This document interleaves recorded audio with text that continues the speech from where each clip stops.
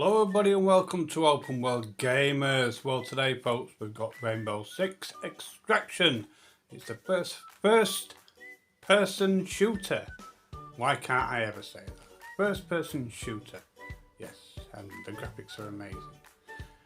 I will do the review right at the very end. I'll be talking through the entire video.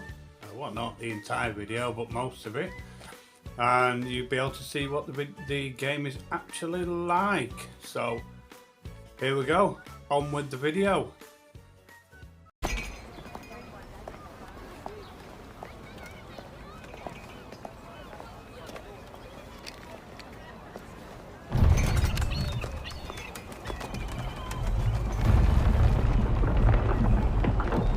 It's our job to be ready for anything.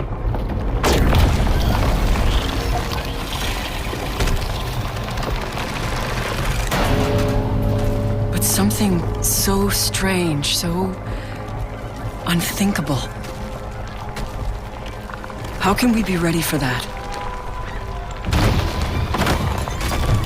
And it could be just the tip of the iceberg.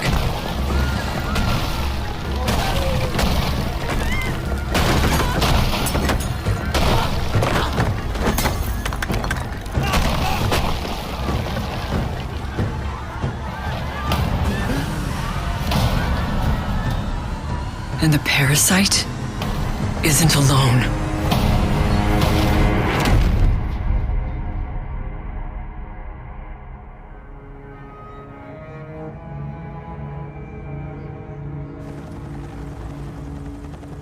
We're in uncharted territory now, facing something we know almost nothing about.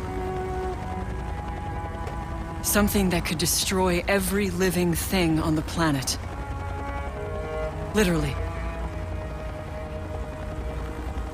React's not gonna let that happen. But to stop it, we have to understand it first. Knowledge is power. We're going to learn everything we can about the parasite. It's got a weakness somewhere.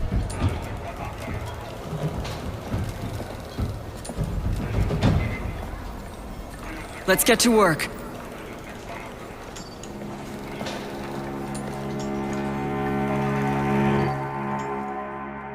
Do some things a team can't. You also say the squad is always stronger than the individuals that make it up. Yeah, and normally it's true. But the Marines' golden rule is improvise, adapt, and overcome.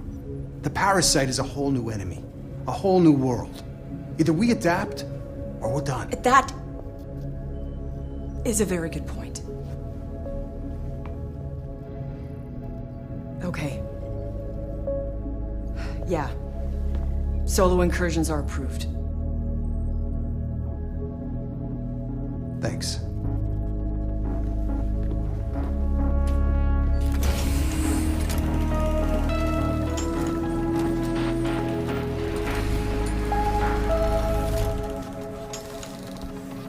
Lone Wolf 1, you are go for incursion. Repeat. Mission is go.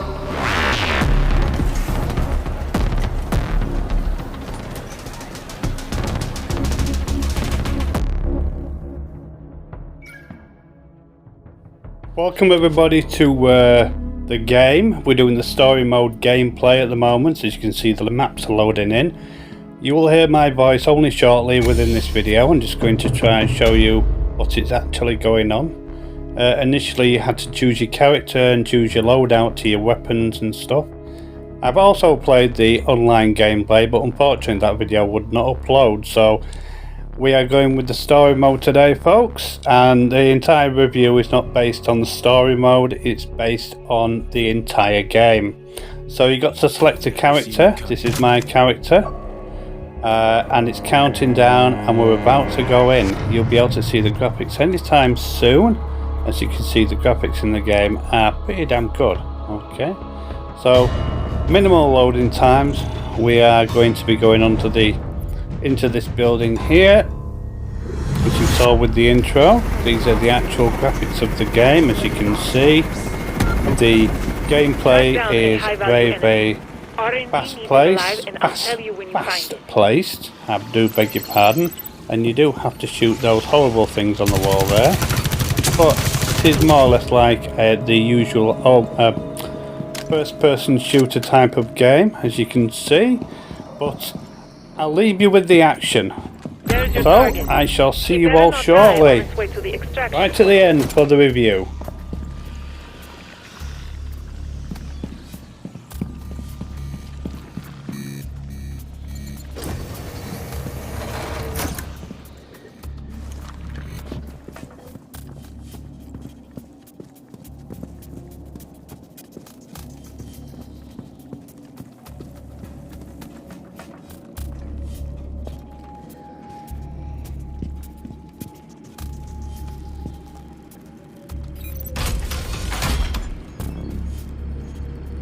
If you activate the airlock sequence, you can't return to the subzone.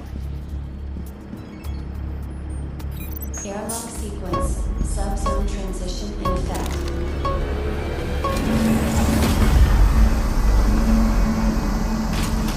Arc spines are here. This means Carapace could be spreading underground, a foundation for the parasite to adapt. Find those spine things.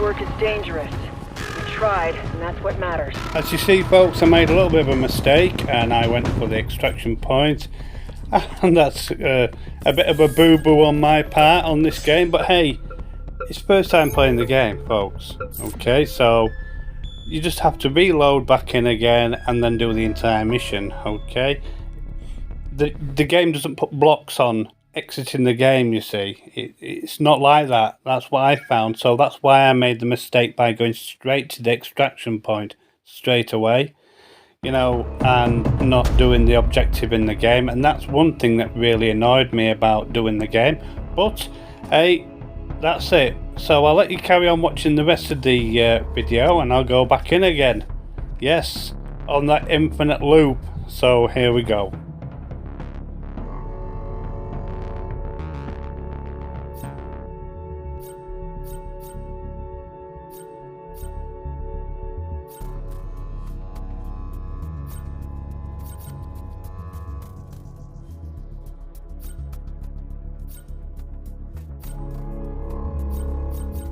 I built the HB7 to save lives.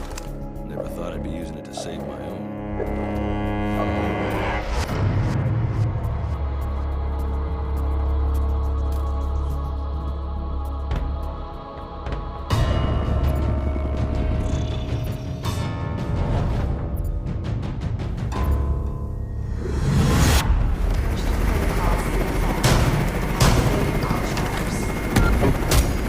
Arc spines are making the Arkeens adaptable to any environment. Those spine thingies can grow just about anywhere. Look for them.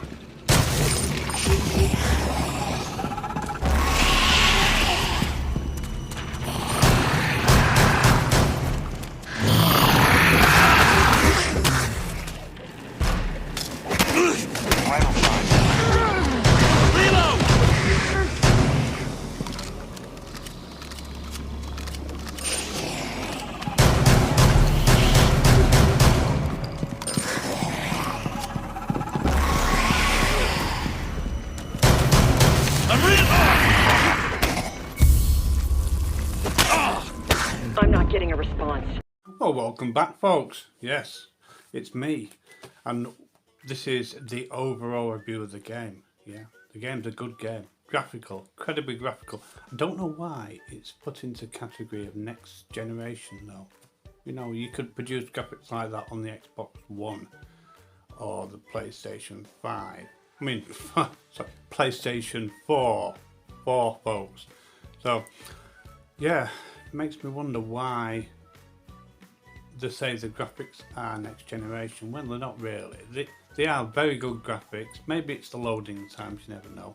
That took 2 points off the actual overall score. So the score for the game is, yep, as you can see, 8 out of 10. Which is pretty damn good for me because I'm quite a critique. So the game is pretty good. A few faults regarding the actual storyline, and it doesn't seem packed out enough, but the game's pretty good. It's a good shooter. Online lacks for the size of the maps, but hey, what can you do? So if it was a quick game brought out for next generation, you know, to sell a few copies, that's completely up to the game developer, but I honestly think it's a good game. And will it last? Who knows? Anyway, you've been seeing the Twitter up in the top hand corner, right? Our Twitter feed shows the games that obviously we've just done, and also we post the game before we review it, you know, what game we're going to do. So it's good to look on our Twitter, okay? So come and follow us on Twitter, and you know, you'll see the next game that's going to be produced. Anyway, thank you all for the review, really appreciate it. I'll see you folks in the next. Bye.